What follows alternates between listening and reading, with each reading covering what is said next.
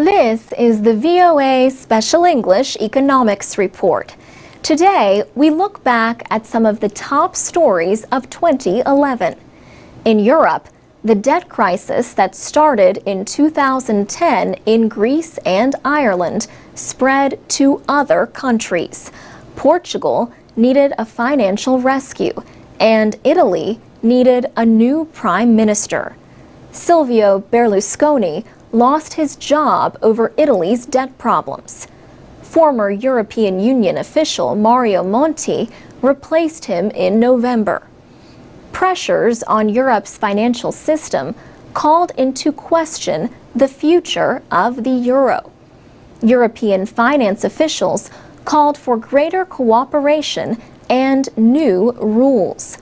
World Bank President Robert Zoellick said Europe would have to find its own answers to its debt problems. Europe has to rescue Europe, okay? And it's very important. If there's any message when I'm asked, well, what can the US do? And what can China do? The best thing they can do is clean up their act at home, be a source of growth at home.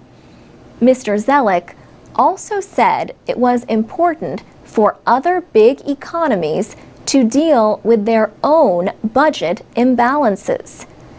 The downgrade of America from AAA didn't affect the finances today, but it may be one of those events people look back on 10 years from now and say, did they get the warning?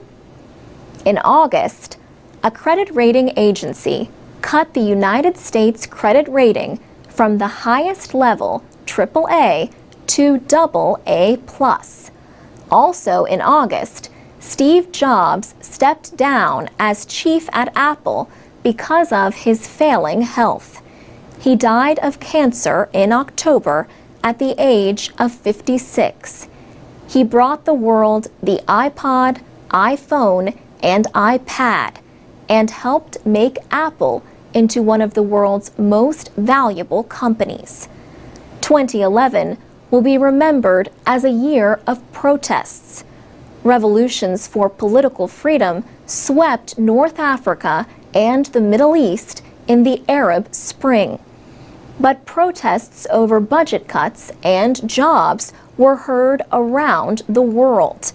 In the United States, activists in hundreds of cities protested economic inequality and joblessness. Protesters were angry that banks got rescued with taxpayers' money during the financial crisis nearly 4 years ago. But many Americans continue to face hardship. Anger over government budget cuts led to protests in Greece, Britain, and elsewhere. And in southeastern China, villagers in Wuhan rebelled against local officials they accused of illegally taking land. For VOA Special English, I'm Alex Villarreal. If your New Year's resolution is to learn English, we can help. Find out more at voaspecialenglish.com and on Facebook, Twitter, and iTunes at VOA Learning English. I'm Alex Villarreal with the VOA Special English Economics Report. Since January, lenders have seized or begun the process to seize about 2 million American homes. In September alone, banks and other financial companies reclaimed over 100,000 properties because of unpaid loans. That was the most yet since the housing collapse that led to the recent recession. Now, efforts to speed a housing recovery have hit new problems. These include questions about whether banks have acted unlawfully in reclaiming some homes. Reports of abuses have grown, with talk lately of robo-signers. These are employees who sign foreclosure forms without taking the required legal steps or even reading the paperwork. They simply act like robots. In some cases, documents may have been falsified. In October, the top law enforcement officials in all 50 states announced an investigation of big servicers of home loans. Servicers receive the payments from borrowers and might also hold the loans. Among the targets of the Attorney General investigations are Bank of America, J.P. Morgan Chase, and Ally Financial. An Ally employee admitted robo-signing thousands of foreclosures each month. The Obama administration has launched its own investigation.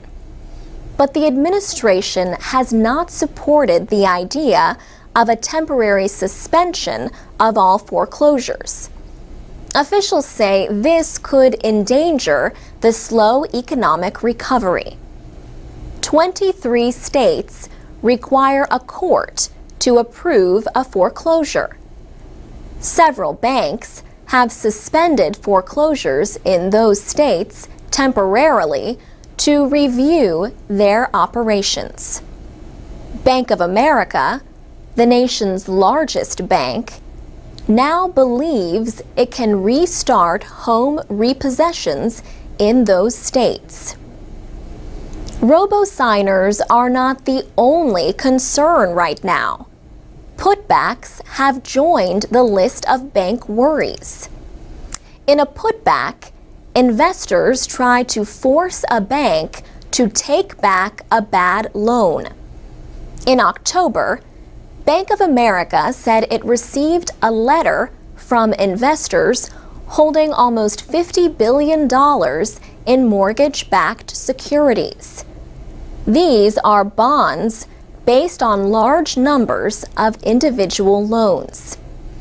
The investors want the bank to buy back any improperly processed loans included in those securities. Demands on banks for putbacks could grow. And there are even questions about who really owns those bad loans. For VOA Special English, I'm Alex Villarreal. This is the VOA Special English Economics Report. Are you a saver or a spender? A penny saved is a penny earned. This old saying calls attention to the wisdom of saving money. Putting money away for a rainy day is another way to talk about saving for the future.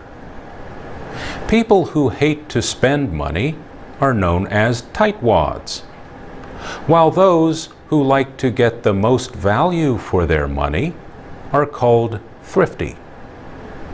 A thrifty person is different from a spendthrift. A spendthrift is someone who spends wastefully. People like that are often said to spend money like a drunken sailor, or like there's no tomorrow.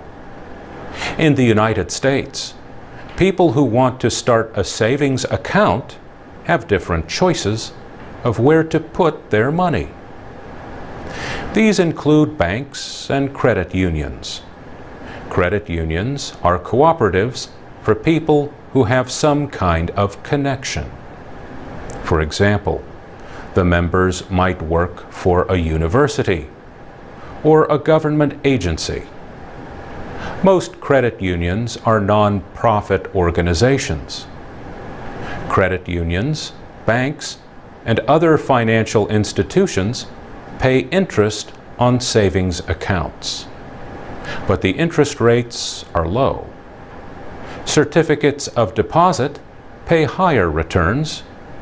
For a certificate of deposit, or CD, a person agrees not to withdraw the money for a certain period of time. This term could be anywhere from a few months to several years. Longer terms and larger amounts pay higher interest. People can withdraw their money early, but they have to pay a penalty. Another way to save is through a money market fund. This is a kind of mutual fund. Mutual funds invest money from many people.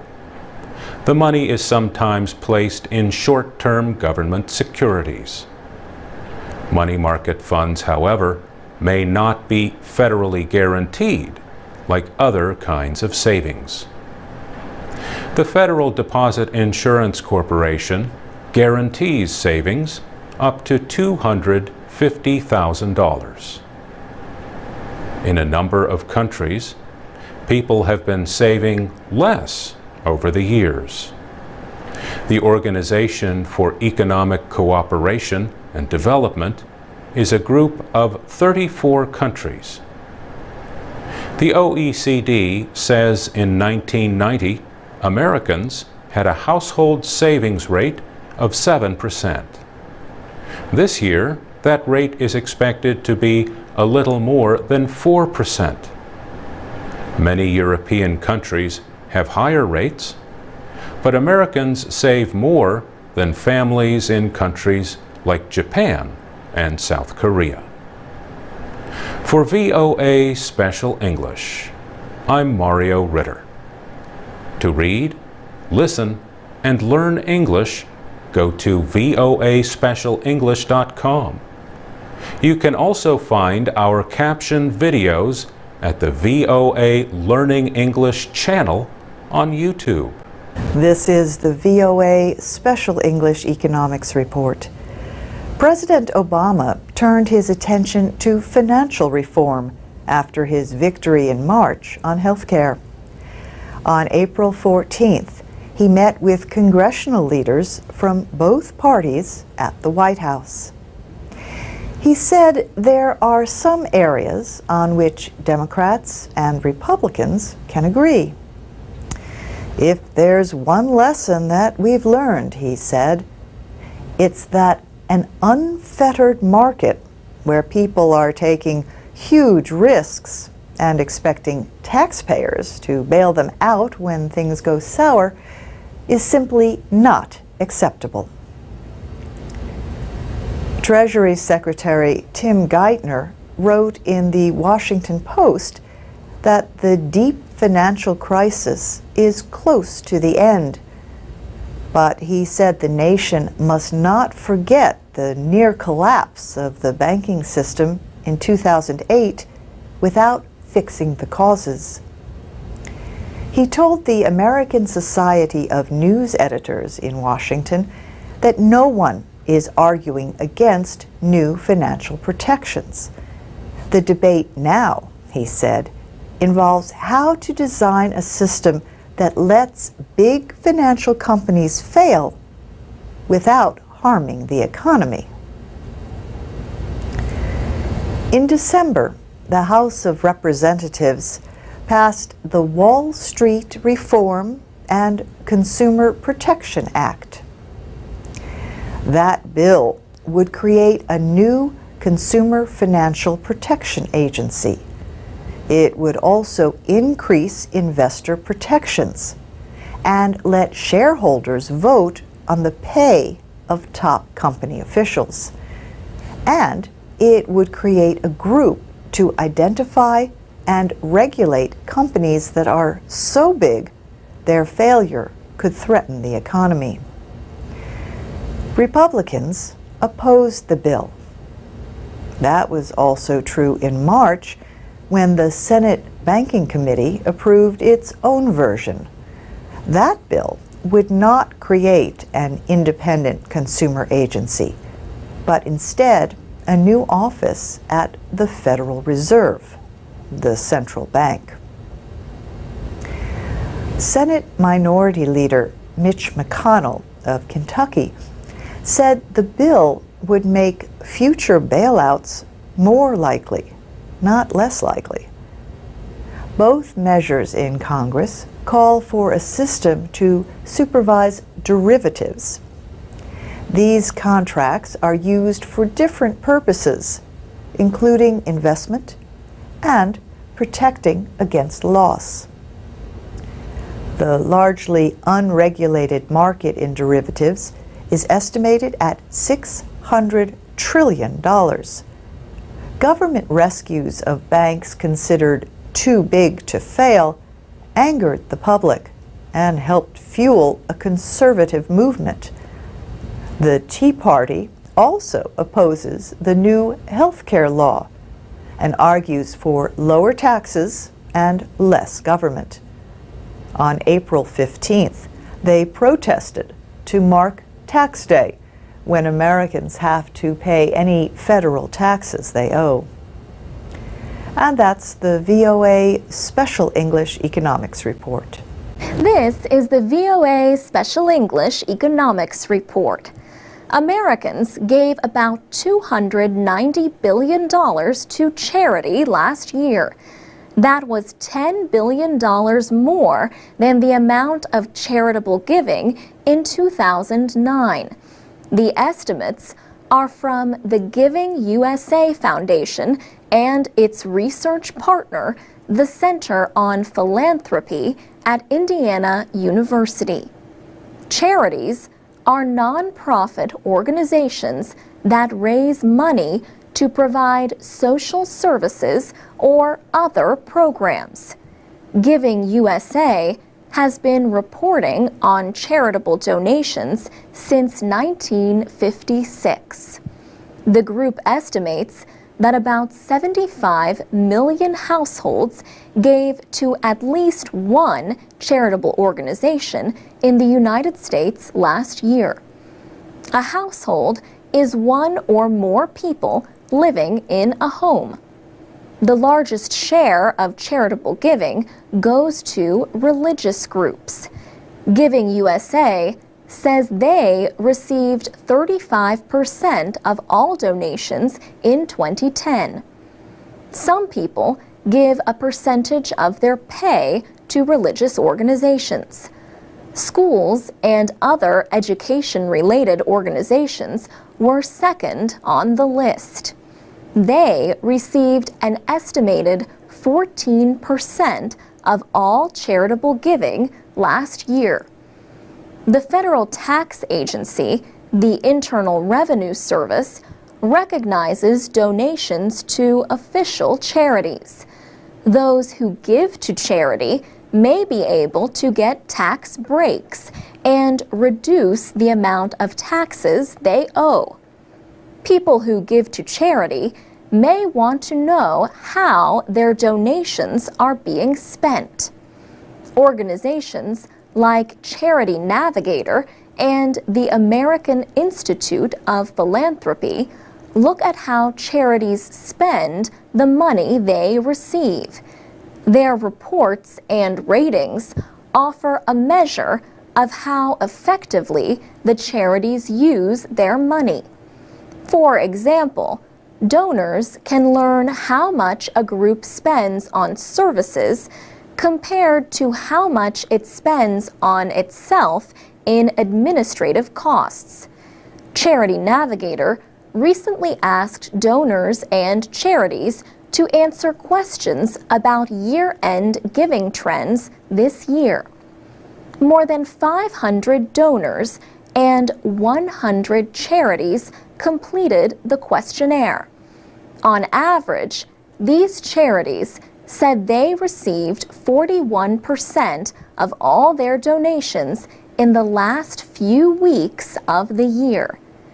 Charity Navigator also asked donors about the kinds of charities they would likely support this holiday season. Human Services rated at the top of the list. Arts, Culture, and Humanities rated at the bottom. For VOA Special English, I'm Alex Villarreal. Read, listen, and learn with our programs and English teaching activities at voaspecialenglish.com and on the VOA Learning English page on Facebook.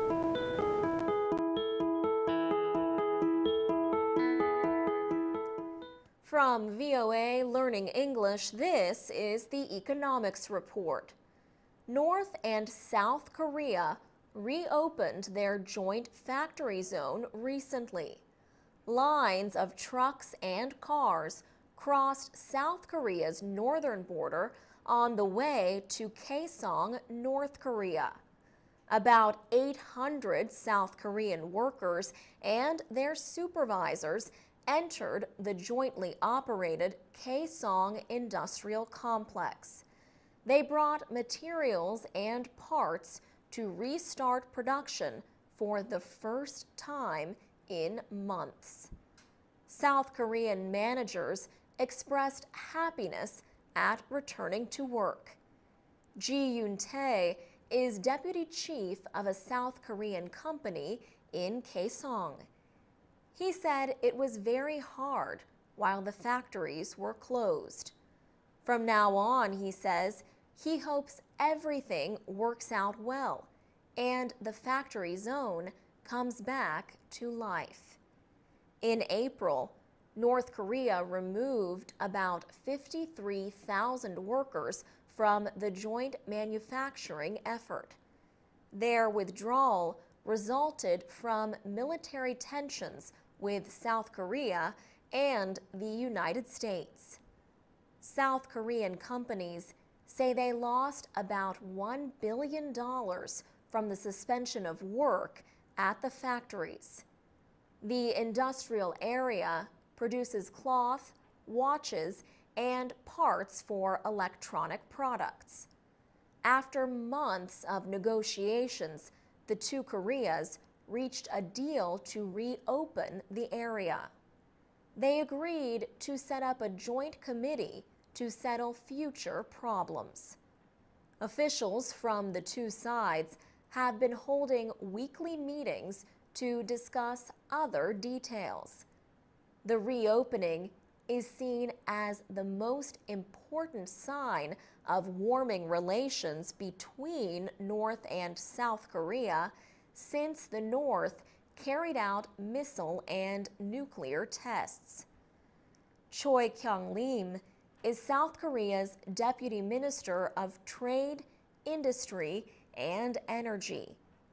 He told reporters in Seoul that the government hopes many Chinese companies will invest in Kaesong.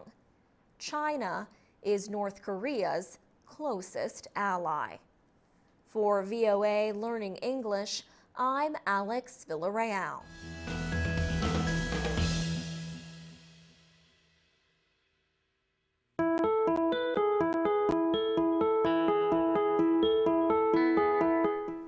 From VOA Learning English, this is the Economics Report. A new report shows consumers spent $461 billion globally on counterfeit and pirated goods. The report says that type of illegal trade continues to grow. Counterfeit and pirated goods are illegally made copies of products. They are made and sold without the permission of the owner. Intellectual property rights, such as copyrights and patents, are forms of ownership that can be difficult to enforce in international trade.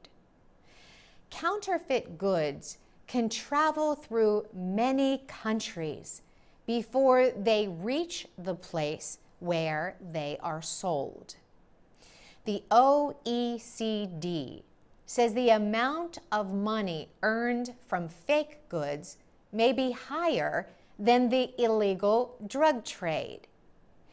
It warns that the sales of pirated products may even finance terrorists and criminal groups. The Deputy Secretary General of the OECD, Doug France, says the sales of such products provided some of the financing for the terror attacks at the French magazine Charlie Hebdo. France also says that counterfeiting creates products that endanger lives. He says examples include auto parts that fail, medicines that make people sick, and toys that harm children. Products from the United States, Italy, France, Japan, and Germany are the ones most often copied. China, it says, produces the most counterfeit goods. However, criminals are also illegally copying Chinese-made products. 34 nations in Asia, Europe, and North and South America are OECD members. For VOA Learning English, I'm Carolyn Presutti.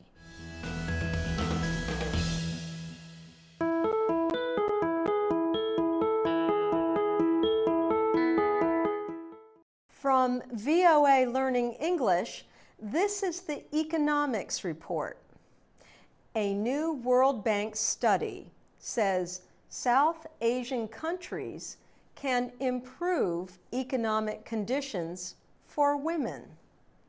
The study says the clothing manufacturing industry could provide millions of jobs for women in the area.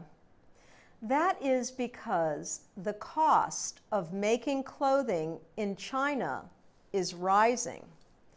The study finds that Southeast Asian countries like Vietnam and Cambodia are increasing clothing manufacturing jobs faster than South Asian countries. These include India, Bangladesh, and Pakistan. But the study says lower costs and an increasing number of young workers give South Asian countries the chance to compete. Clothing manufacturing is a labor-intensive industry needing many workers. The World Bank study found that in countries where more girls and women work, marriages take place later in life. Women have fewer children. They eat better food, and their children are more likely to go to school. All these help an economy grow. The World Bank study says clothing manufacturing can be a valuable industry for development. But it also says there is a need for industry supervision, better wages, and higher value products. For VOA Learning English, this is the last economics report from Learning English TV. But we are not going away. We will continue to bring you videos to help you learn American English. Go to learningenglish.voanews.com to find new materials and to look for past Learning English TV reports. I'm Ann Ball. Thank you for watching and learning with all of us at VOA Learning English.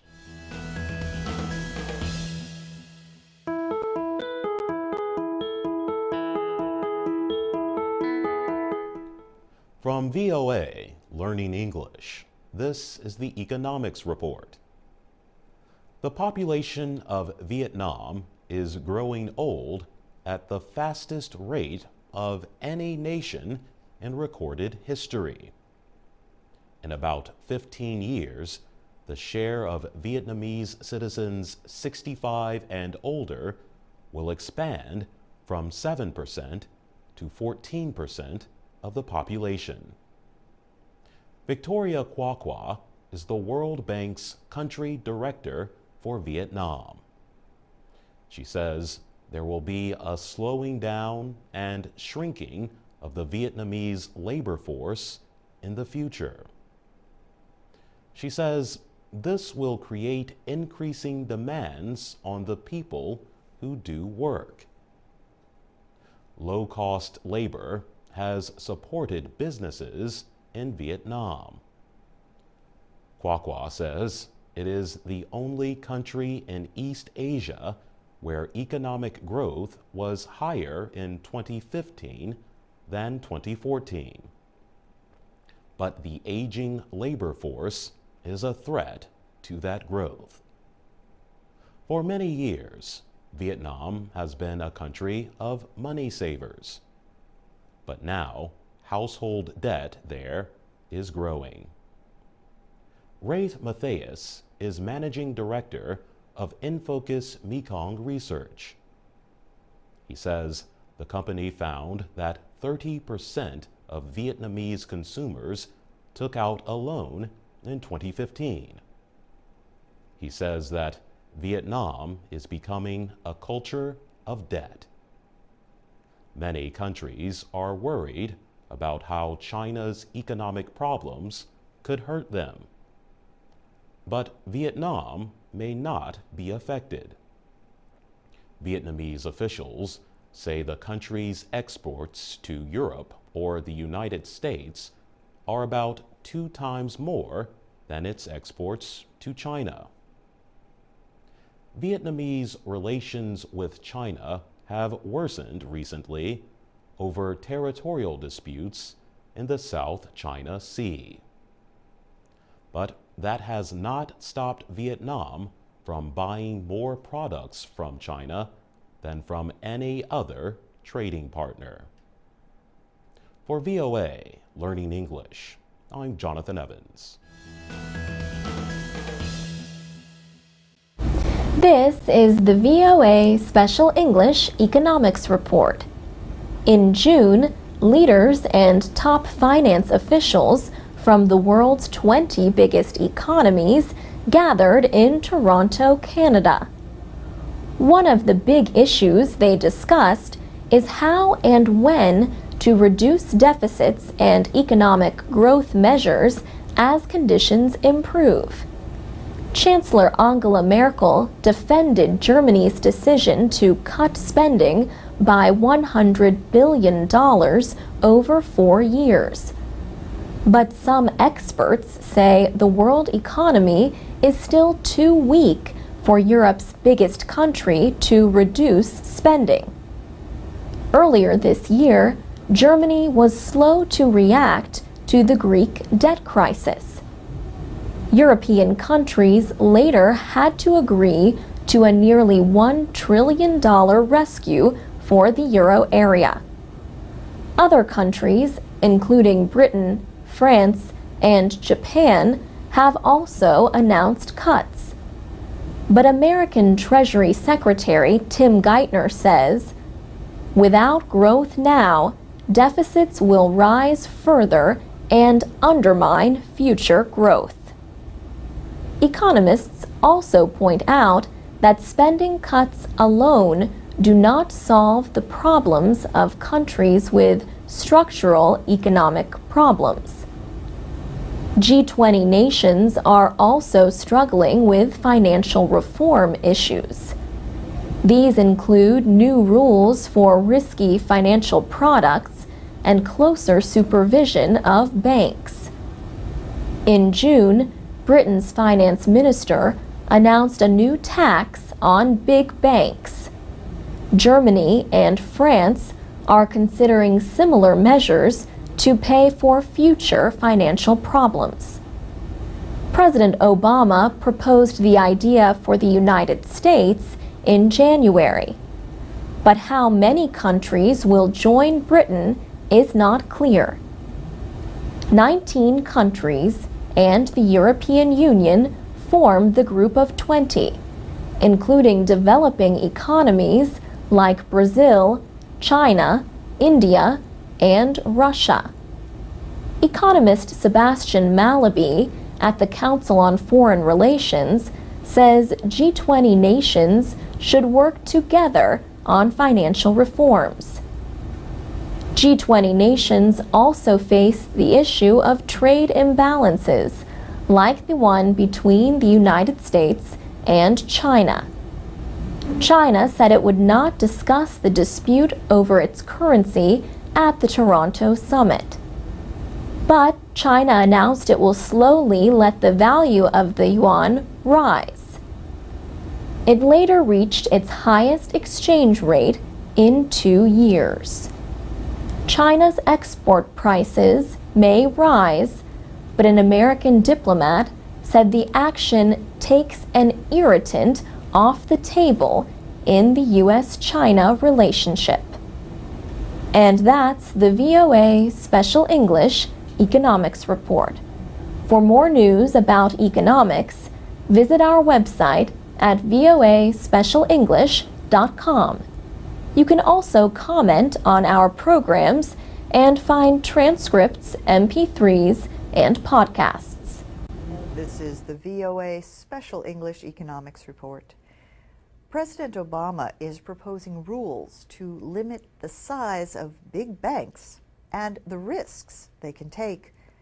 He wants to prevent banks from using government-insured deposits to make risky investments. He also wants to keep them from owning hedge funds or private equity funds. Banks took big losses as they traded mortgage-backed securities that went bad.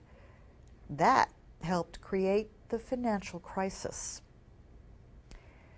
Bank shares fell after the president's announcement in January.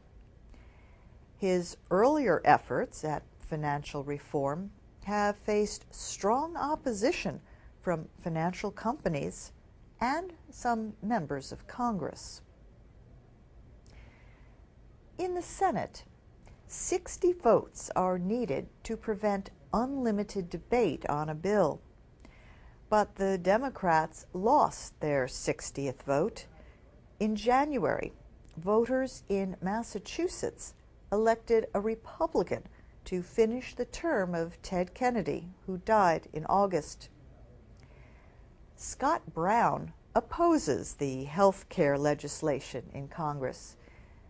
His election could also affect other areas, like climate change legislation and reforms in the financial system.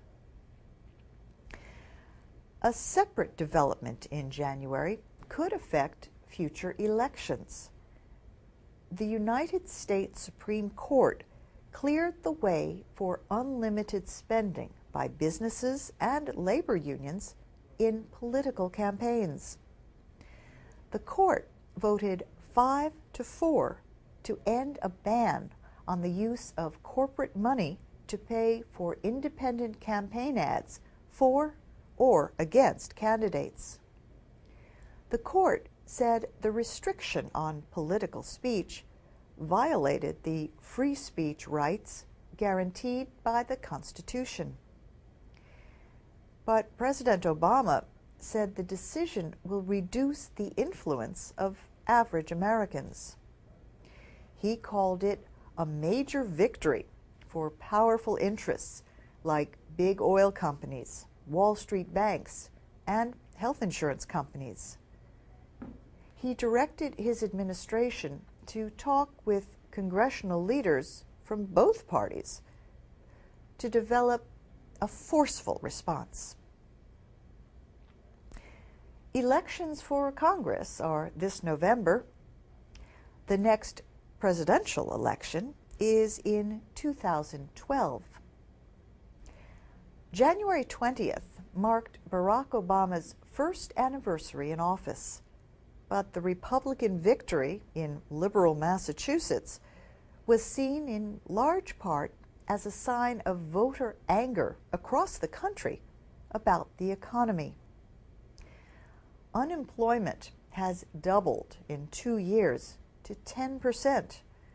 Many people are angry that they struggle while the government rescued big banks.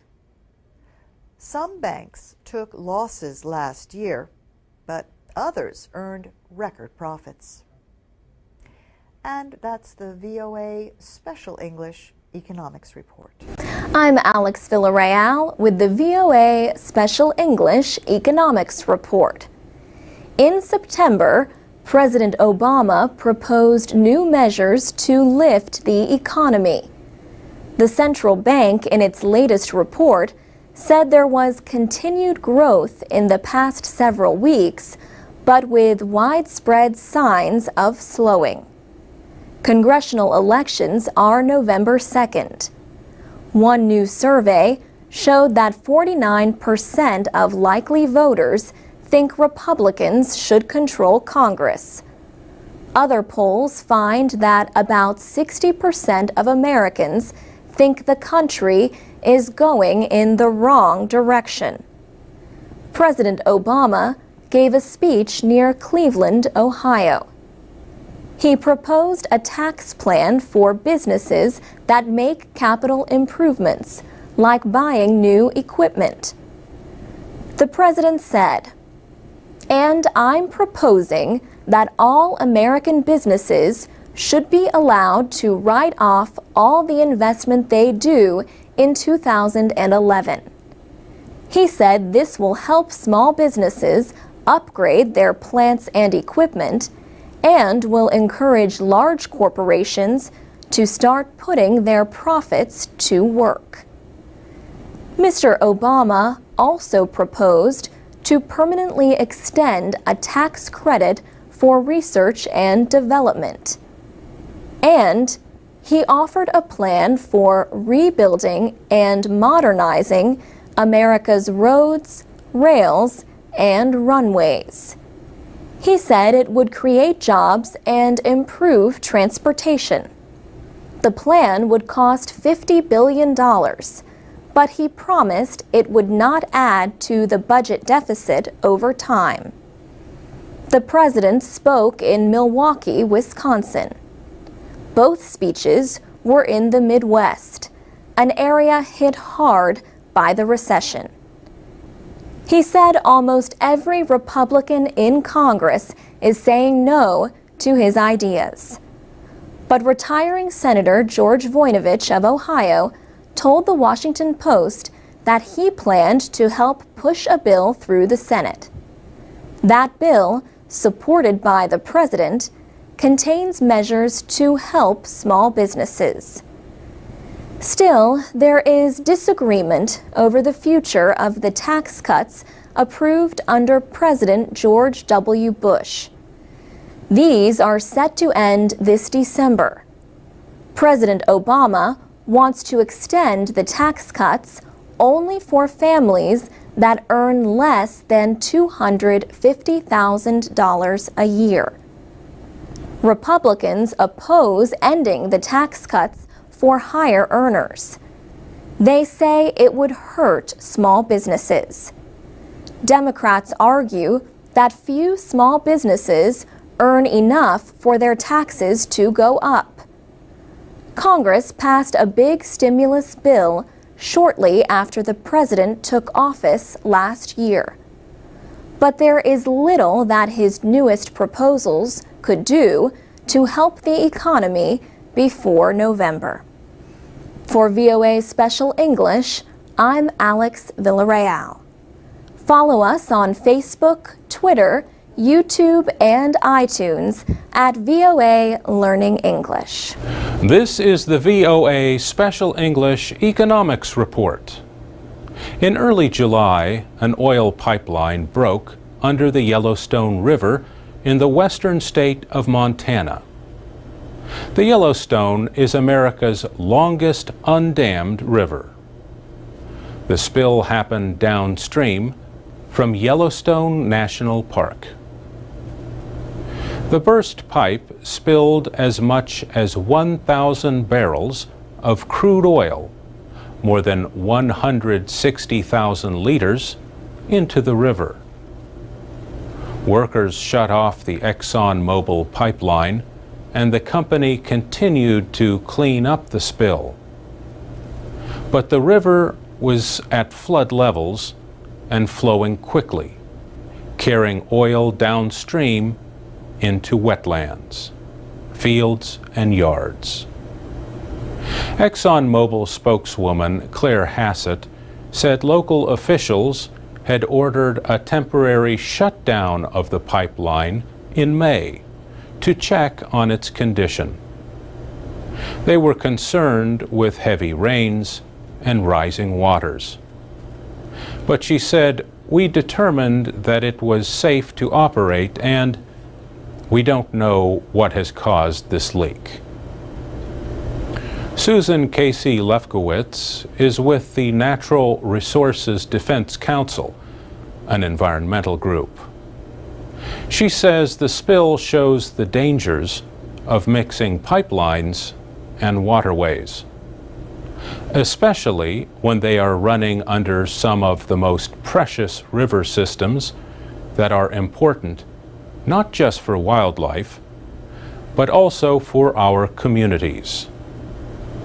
The Yellowstone River is critical for irrigation, for example, and so it serves the needs of a lot of farmers and communities along its path.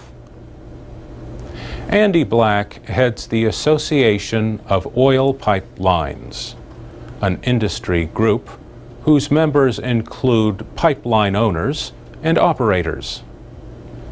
He says, "We have processes both within companies and at the associations to share learning and best practices and pursue the goal, which is zero accidents." Mr. Black says the industry does not need more federal and state rules. The regulations cover the major causes of pipeline failures, and we do not see any gaps. Susan Casey Lefkowitz disagrees. One concern, she says, is the future of the Ogallala Aquifer, a major source of water for America's Central Plains. A proposed pipeline called Keystone XL would cross the Ogallala to carry oil produced from tar sands in Canada for processing in Texas. Ms. Casey Lefkowitz says, ironically, it would actually cross the Yellowstone River, where the spill just happened. For VOA Special English, I'm Mario Ritter. For more programs and activities for learning English, go to voaspecialenglish.com. This is the VOA Special English Economics Report. BP is one of the world's largest energy companies. It reported a profit of about $6 billion in the first 3 months of this year. That was more than double compared to a year ago. Now, BP faces growing political pressure over the worst oil spill in American history. Oil has been flowing from its damaged well in the Gulf of Mexico since April. But the company, formerly called British Petroleum, also faces growing financial pressure. Investors fear the long-term costs for cleanup, recovery, and fines. BP's market value fell more than $60 billion as its share price fell by as much as a third. On June 3rd, BP was finally able to cut a damaged pipe at the well using robotic vehicles. The cut was not exactly as hoped, but it was progress. Crews then turned to placing a cap over the pipe, not to stop it, but to direct at least some of the oil to ships on the surface. The leak is about 1,500 meters under the sea. Yet it may not be fully controlled before August. Workers are drilling 2 relief wells in an effort to ease pressure on the damaged well. President Obama returned to the Gulf for his third visit since the disaster began. The Deepwater Horizon, an oil and gas drilling rig, exploded on April 20th. In June, Attorney General Eric Holder announced criminal as well as civil investigations. He said, "The Department of Justice will ensure the American people do not foot the bill for this disaster and that our laws will be enforced as much as possible." By some estimates, the cost of the cleanup could reach $37 billion. The owner of the rig, the Swiss company Transocean, has asked to have its responsibility limited to $27 million. The request is based on a law from 1851, but the Justice Department says that is not enough.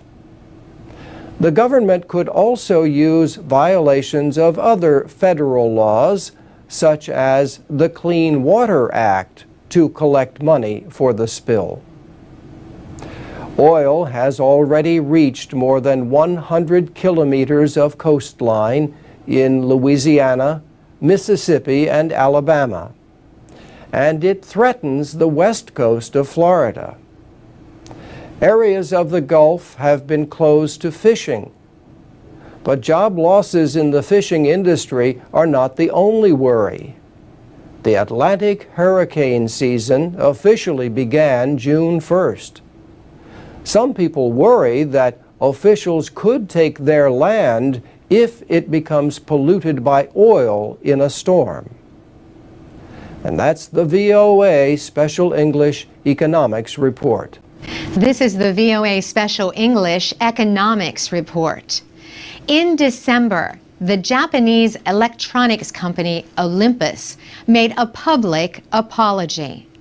It said company officials hid over $1 billion in losses going back to the 1990s. Olympus said it was investigating and considering legal action against some of its current and former officials. The company's stock lost half of its value between October and December. The problems at Olympus seem to come from thinking more about declaring profits in the short term instead of building real value. This was one of the issues considered by management expert Peter Drucker over his long career. Peter Drucker died in 2005, but many of his ideas remain very meaningful today. Drucker liked to share his knowledge not by answering questions, but by asking them. He once said, business people must not ask, what do we want to sell, but what do people want to buy? He taught at the Claremont Graduate School of Management in California for over 30 years.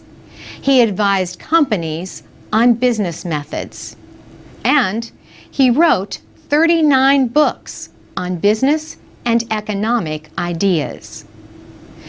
Peter Drucker was born in Austria in 1909. In the late 1920s, he worked as a reporter in Frankfurt, Germany. He also studied international law. He fled Germany as Adolf Hitler came to power in 1933. Drucker spent 4 years in Britain as an advisor to investment banks. He then came to the United States. In the 1940s, Drucker argued that the desire for profit was central to business efforts. He also warned that rising wages were harming American business. He was later invited to study General Motors. He wrote about his experiences in the book, The Concept of the Corporation. In it, He said that workers at all levels should take part in decision-making, not just top managers. Later in his career, he warned that businesses that seek only profit growth help their competitors. Peter Drucker received the Presidential Medal of Freedom from President George W. Bush in 2002. He lived a long life. He died at the age of 95.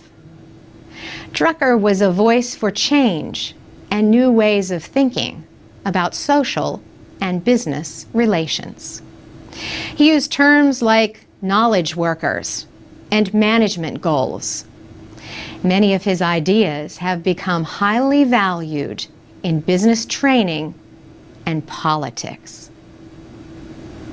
For VOA Special English, I'm Carolyn Presutti. This is the VOA Special English Economics Report. Sometimes financial news can be hard to understand. A former official at Goldman Sachs Investment Bank explained what his group did before the financial crisis this way. He said, "Our desk began to accumulate short positions, purchasing protection on individual securities through credit default swaps, largely from external CDO managers who asked us to bid for these positions."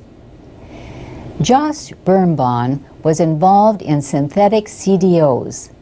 These are really financial bets on whether some asset will gain or lose value.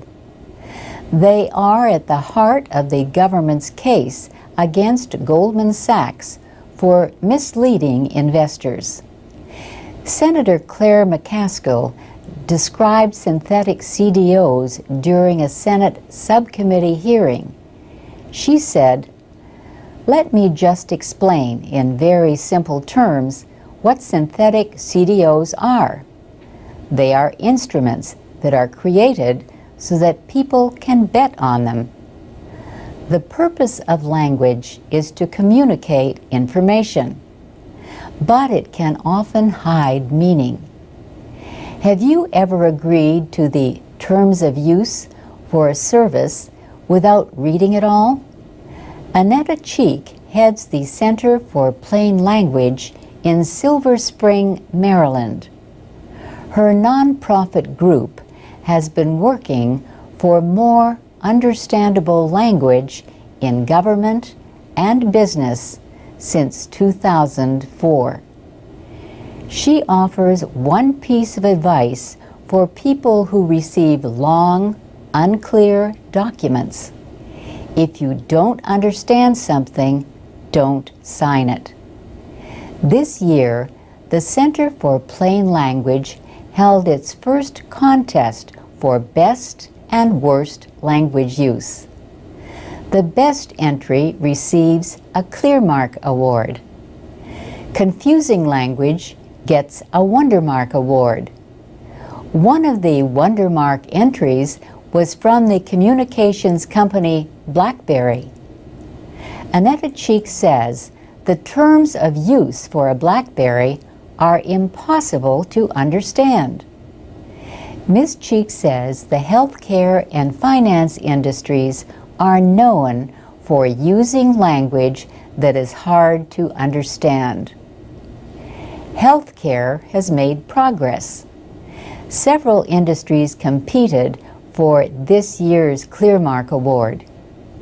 But the financial industry remains a problem. Ms. Cheek says since the 1990s, the Securities and Exchange Commission has tried to get financial companies to give clearer product descriptions. This has helped sales. She says government has to be involved in requiring clear language because the marketplace has not dealt with the problem. And that's the VOA Special English Economics Report. Share your thoughts at voaspecialenglish.com. This is the VOA Special English Economics Report. Heating and cooling equipment are the biggest users of energy in American homes, and homes are responsible for about 1/4 of the nation's total energy use. But there are surprisingly simple ways to deeply cut energy use, its effect on the environment, and its cost. David Peabody and his team at Peabody Architects design passive homes. He says the design of a passive house aims to reduce energy demand to its lowest possible level. Passive houses use no solar, geothermal, or wind energy equipment, but they are extremely energy efficient. Mr. Peabody says passive houses cut heating and cooling costs by about 90%. But what sets his design apart from other green homes is that it looks like any other home. That is the beauty of the passive house approach, is that you don't have to build in a particular way with any particular materials or to any particular style. That's why, in our case, we decided to try to do something to prove that point, to make something that was very traditionally American. Peabody Architects says it is building the first passive home in the Washington, D.C. area. In Arlington, Virginia, Roger Lynn and his brother Eric are also building one.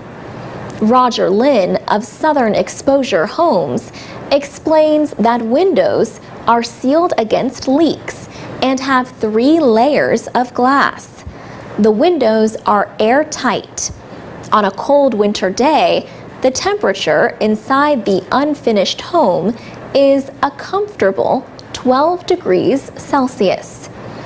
David Peabody says you can find passive homes all over the world.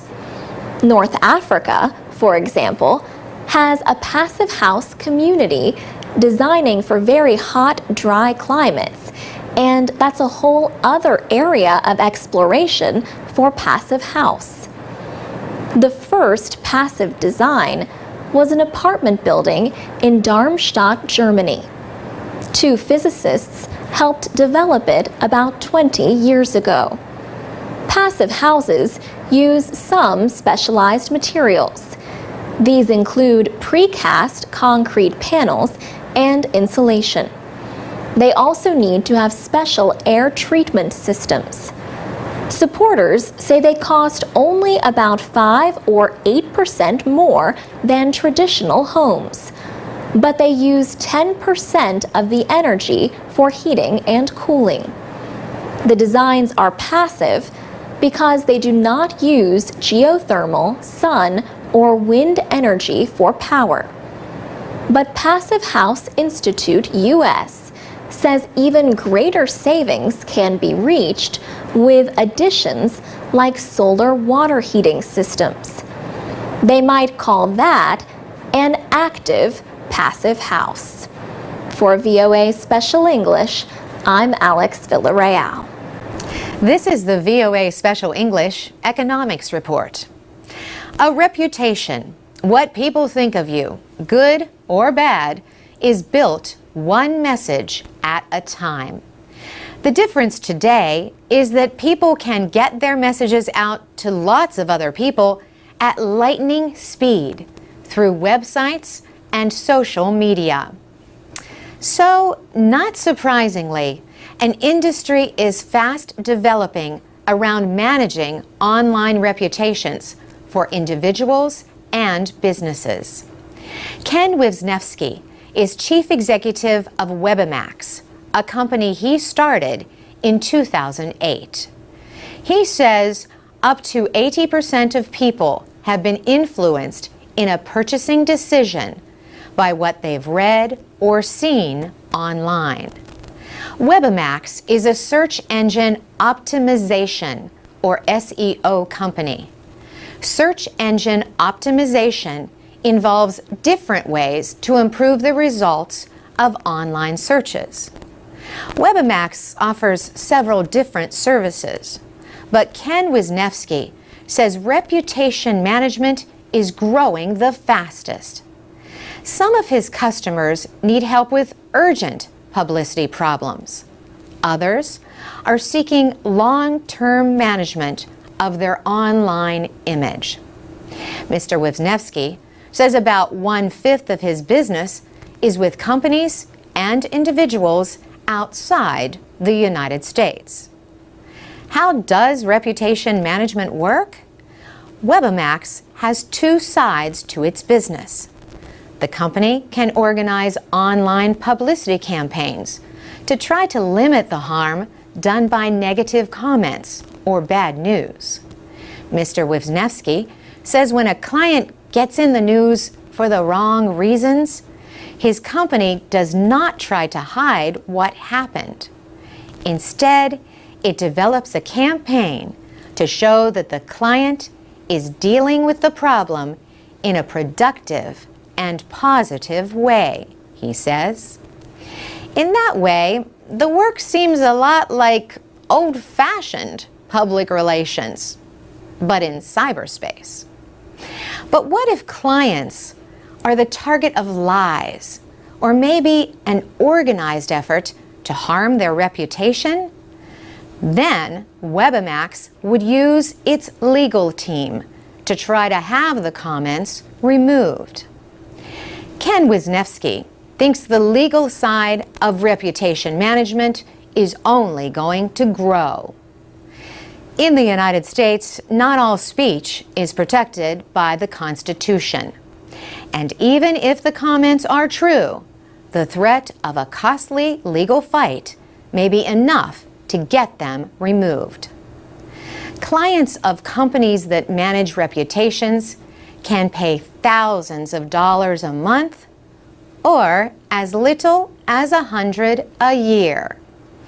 But here is some free advice from Ken Wisniewski. If you're not paying attention or at least monitoring what's being said about you online, you're making a mistake because other people are paying attention to that. For VOA Special English, I'm Carolyn Presutti. This is the VOA Special English Economics Report. A newly released proposal calls for almost everyone in the United States to have high-speed internet service at home within 10 years. On March 16th, the Federal Communications Commission sent its National Broadband Plan to Congress. The FCC wants 100 million homes to have inexpensive internet service at 10 times current speeds. Another goal for 2020 is to have the fastest and most extensive wireless network of any nation. The United States invented the internet, yet a recent study placed it 16th in broadband access. FCC Chairman Julius Janikowski says the service available is slow and costly compared with other developed countries. Currently, about 2/3 of Americans have broadband at home, but almost 100 million do not. The government says 14 million of them cannot get broadband even if they wanted it. The United States built a national highway system to expand transportation. Now President Obama says a similar effort is needed to expand broadband networks. His administration says expanding access is an economic development issue. Fast connections, it says, are important to business and job creation, and to other areas like education, and health care. The government proposes to spend up to $16 billion on a wireless network for public safety agencies. Most Americans get broadband service through their cable television provider or telephone company. There are rules for companies that supply utilities like electricity and water to let competitors use their wires or pipes. But some experts point out the lack of such open access rules for telephone and cable companies. This is unlike some other countries with better broadband access. Expanding service to some areas of the country will require wireless transmission, but there is a limited amount of radio frequency spectrum available. To help pay for the plan, the FCC wants to sell 500 megahertz of spectrum, but it says the plan will require 10 times more unused spectrum than it can now offer. TV stations are worried that they will be forced to give up some of their frequencies. Some members of Congress have questioned the costs of the FCC plan and how it may affect competition. At the same time, a court case has raised questions about the agency's legal powers to regulate broadband service. And that's the VOA Special English Economics Report. For more business news, go to voaspecialenglish.com. This is the VOA Special English Economics Report. Pressure for financial reform has been building in Europe. In June, the financial services company Moody's Investors Service reduced Spain's credit rating. The rating was cut from A3 to Baa3. That means that Moody's officials believe the credit risk of Spanish debt has moved from very low to moderate. The company said it acted because Spain is borrowing about $125 billion in rescue loans for its banks. Debt markets punished Spain by pushing up the interest rate on its long-term debt to about 6.8%. That increases Spain's borrowing costs and hurts its already troubled economy. Spain was not the only country to get downgraded by Moody's. Cyprus got the same treatment. Recently, American Treasury Secretary Tim Geithner spoke at the Council on Foreign Relations in Washington. He said the increase in borrowing costs for European countries like Spain means European officials must move quickly to avoid growing costs.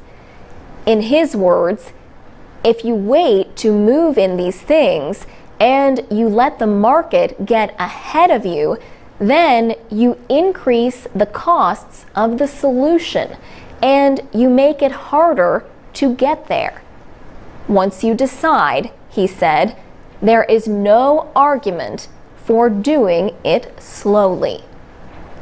Germany, Europe's largest economy, has been pushing for economic reform in the 17 countries using the euro.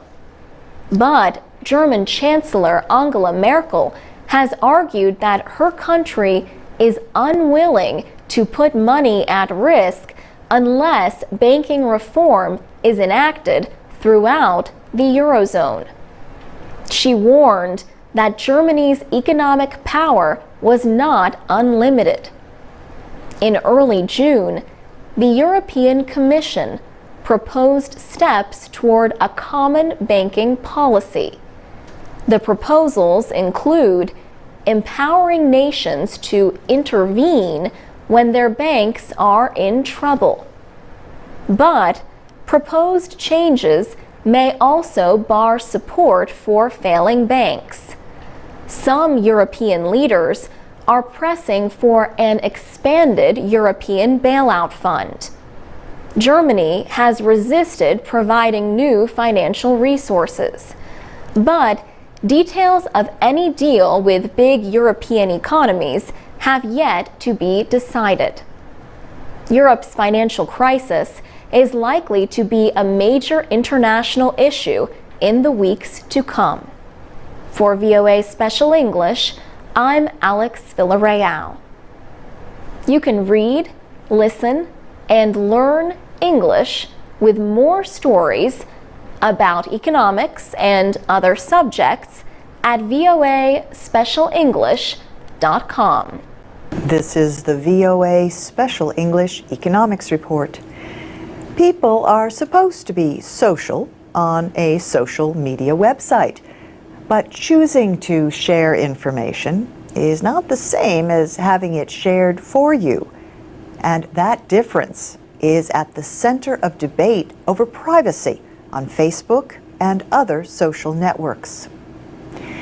A free service that makes money by advertising other sites has to find the right balance.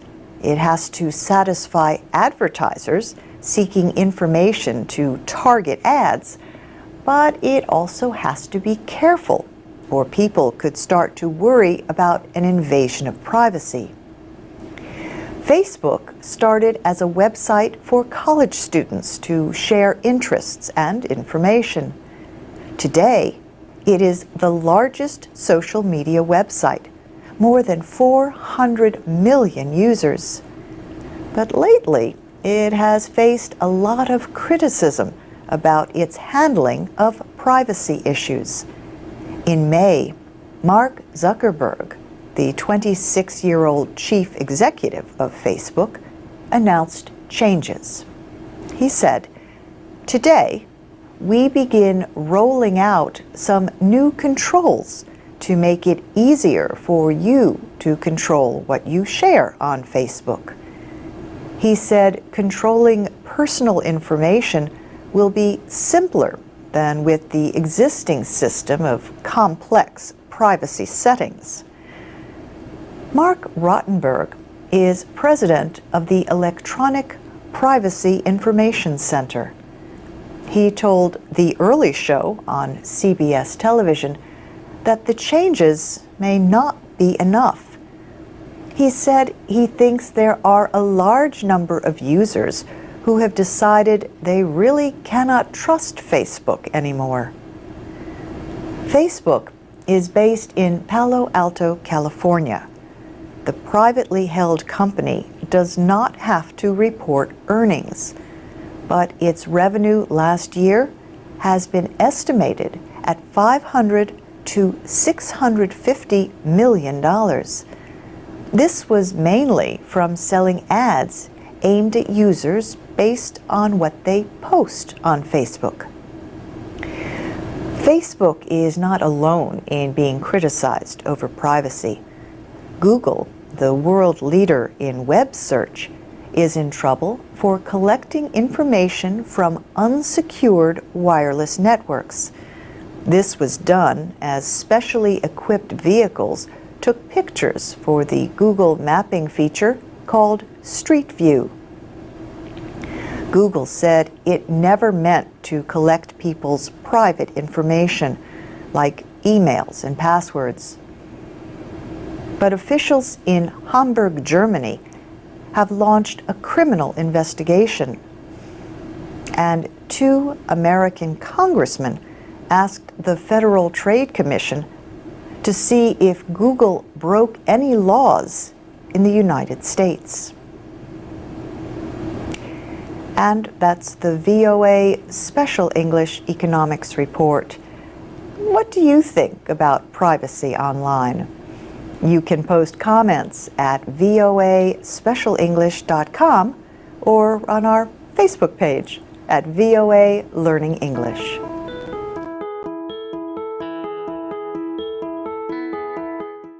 From VOA Learning English, This is the Economics Report. Are you a saver or a spender? A penny saved is a penny earned. This old saying calls attention to the wisdom of saving money. Putting money away for a rainy day is another way to talk about saving for the future.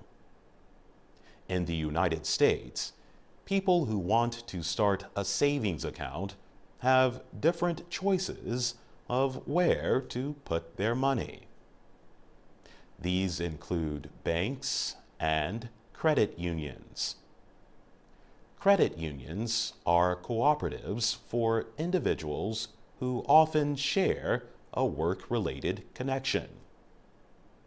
For example, the members might work for a university or a government agency. Most credit unions are non-profit organizations. Credit unions, banks, and other financial institutions pay interest on savings accounts, but the interest rates are generally low. Certificates of deposit pay higher returns.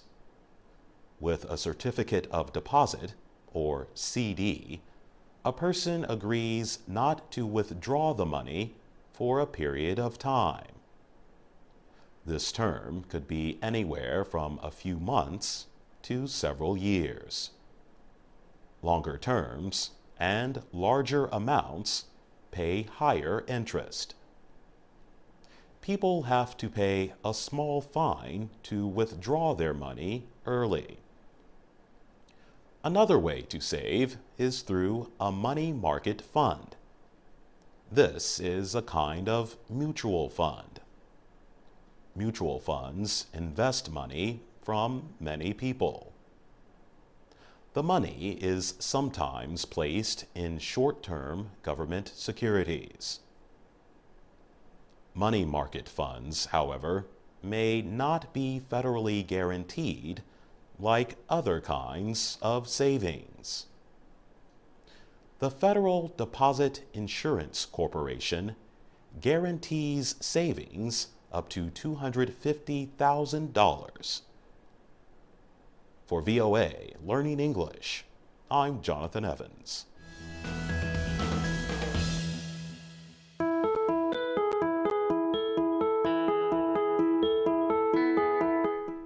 From VOA Learning English, this is the Economics Report.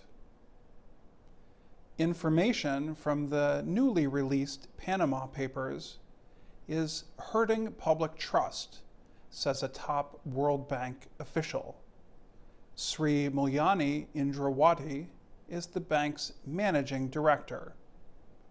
She warns the information may make everyday citizens less willing to pay taxes. She says this could reduce public money to pay for roads, schools, or other government services. Sri Mulyani is calling on policymakers to cooperate by developing stronger laws. The information came from documents stolen from a law firm in Panama.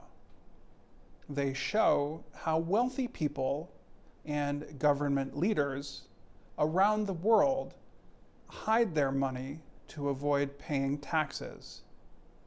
Sri Mulyani says that could lower the amount of money governments collect. That would hurt the economies of countries that need to grow. Tom Cardamone works at the research group Global Financial Integrity. He says, the money sheltered in Panama represents a large part of the economy of some countries. He says that more than $1 trillion in illegal money is leaving developing country economies every year. This is far more than all the foreign aid and all the foreign investment that goes into these countries every year, he says. Sri Mulyani of the World Bank says that for real change to happen, countries will have to work closely together. Without international cooperation, it is going to be very hard to chase this tax avoidance, she says. Mulyani notes that slower growth around the world is worsening economic pressures in many nations, especially in the 40 weakest economies. For VOA Learning English, I'm Dan Friedel. From VOA Learning English, this is the Economics Report in Special English. Americans are buying more products and services than ever before through the internet. And the popularity of online sales is likely to spread to other countries. Online sales now represent as much as 1/10 of all retail sales in the United States. Experts say online shopping hit records in both November and December. 57% of Americans have bought something electronically. This has led traditional stores to seek new ways to keep their customers loyal.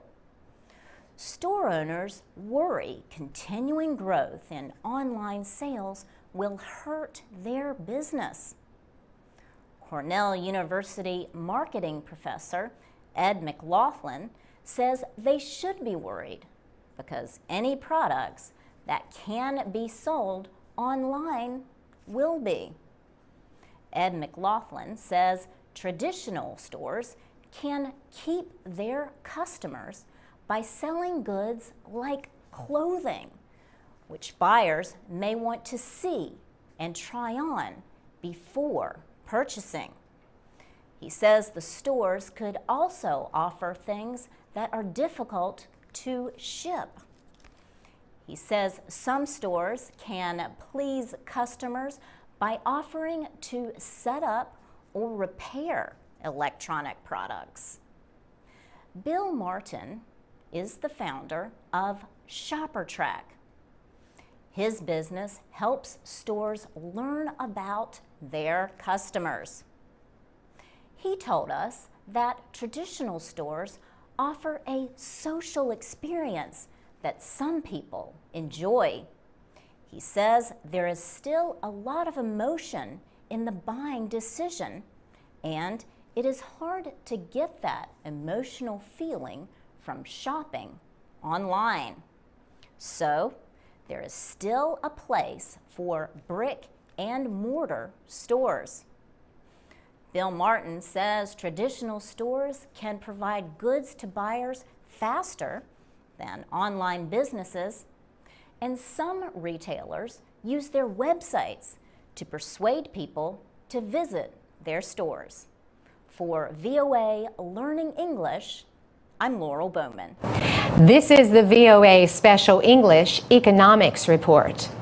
Space Exploration Technologies, or SpaceX, may be a company to watch in the coming years. On Tuesday, May 22nd, SpaceX successfully launched its Falcon 9 rocket from Cape Canaveral in Florida.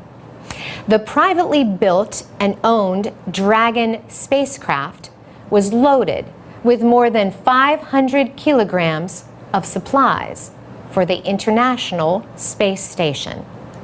The Dragon linked up with the space station after a 3-day flight. America's National Aeronautics and Space Administration is moving to private companies for services like bringing supplies to the space station. NASA official Bill Gerstenmaier spoke to reporters after the launch. He said the space agency has already signed a contract with SpaceX for the company's services on 12 flights. The agreement is worth $1.6 billion. Mr. Gerstenmaier said the United States no longer pays Russia to carry out such operations. SpaceX is based in Hawthorne, California.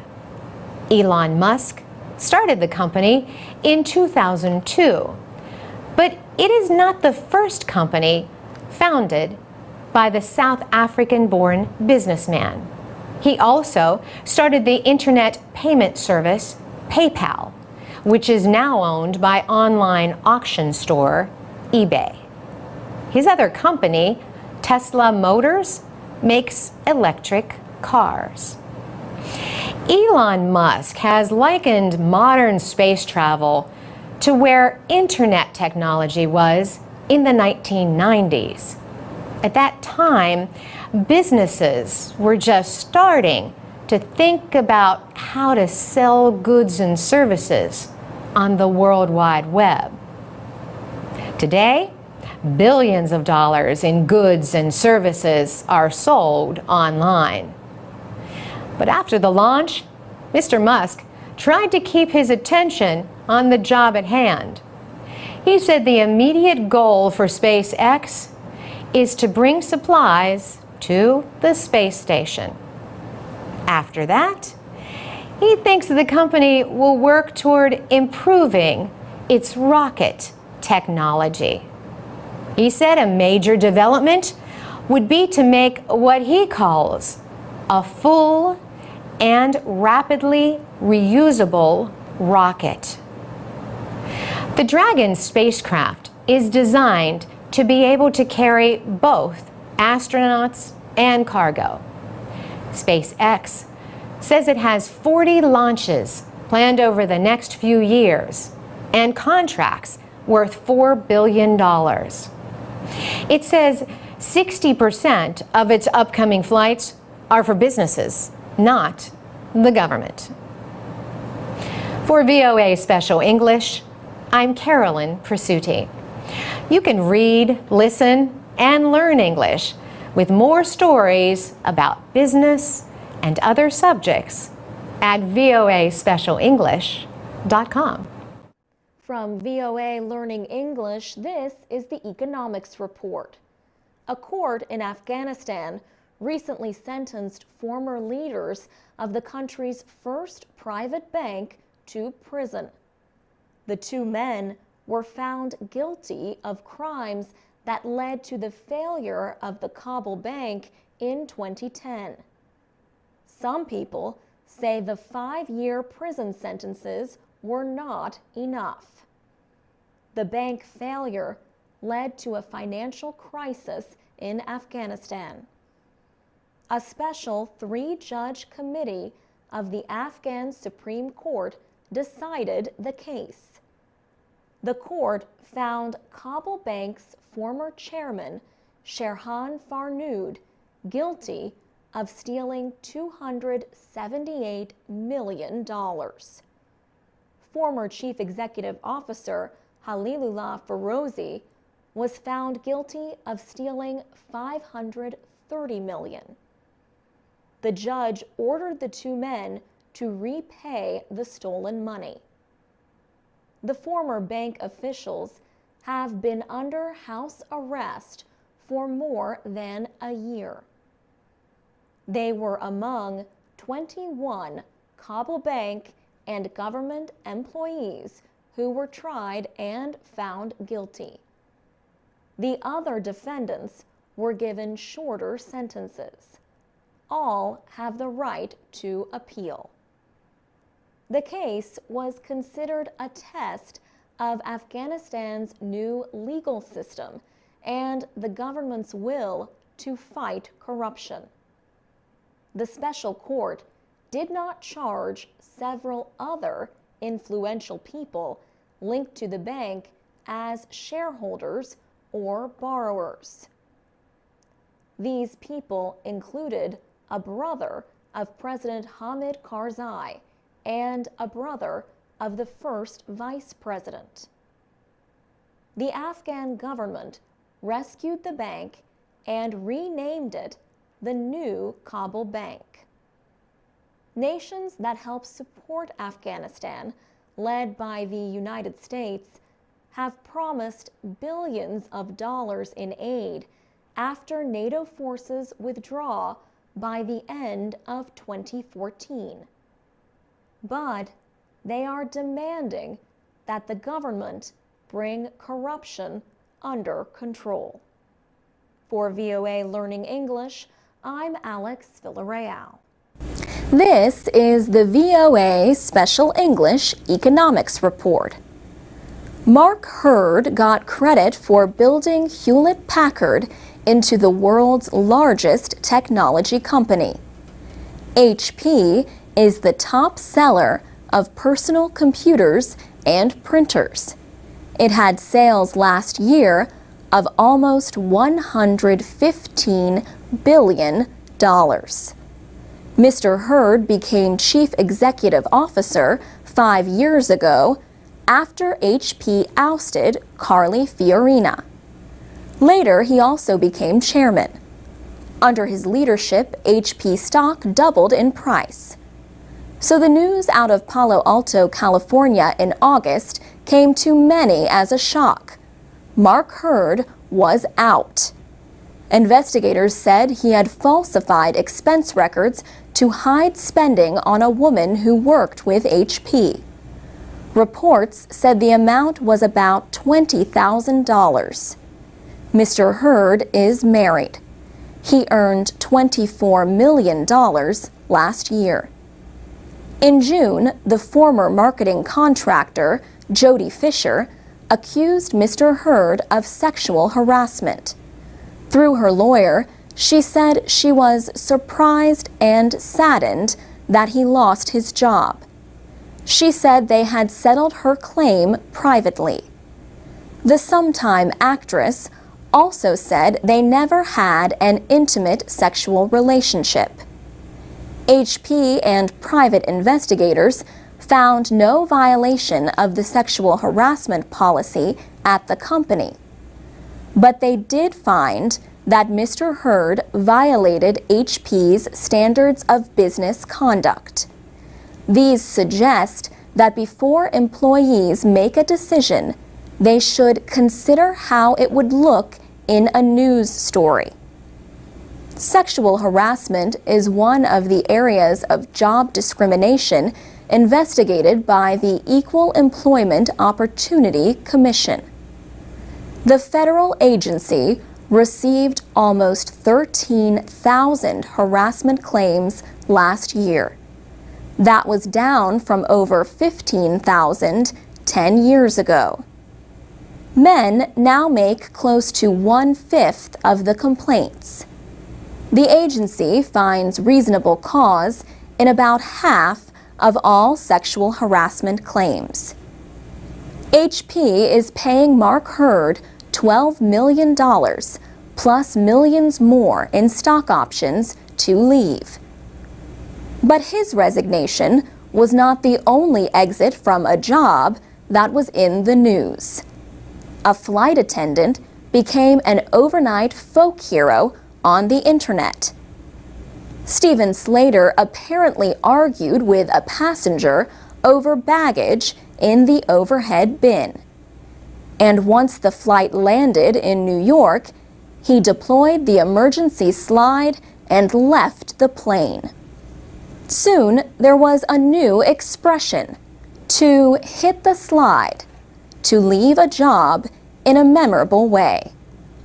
But Steven Slater is in a lot of legal trouble, and details of exactly what happened on that JetBlue flight and how he acted were up in the air.